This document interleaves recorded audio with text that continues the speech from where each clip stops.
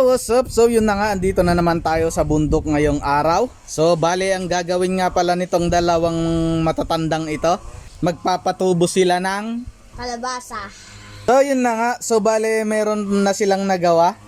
At ito na yung tinapos nila. So bale nakagawa na sila ng 1, 2, 3, 4, 5 na seedling tray. So bale ito nga pala yung tinatawag na seedling tray. So yan yung pinagpapatubuan ng kalabasa. So bale ito nga pala yung inilagay nila. Yan o. Mababaw siya. Yan. Hindi pa tinakpan. So ito nga pala yung lupa na ginagamit nila. At ito rin yung seedling tray. So bale ganito nga pala ang ginagawa nila. Yan.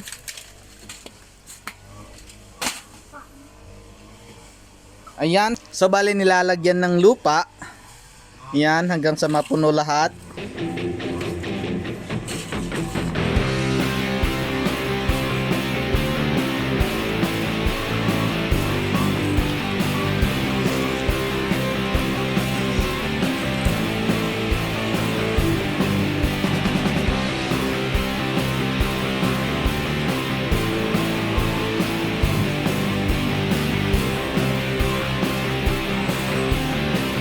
At dito naman meron silang gamit na sprayer. Pagkatapos nilang taniman yan, babasahin para hindi madry yung lupa. Yan o.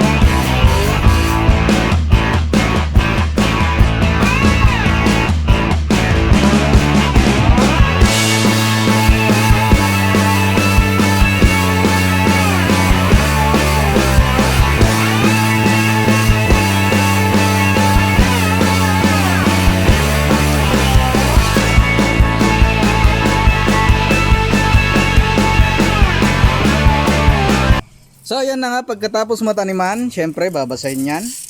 You know.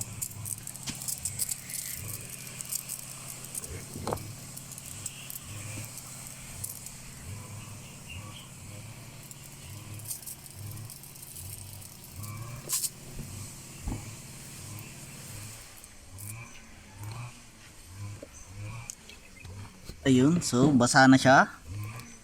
Yan o.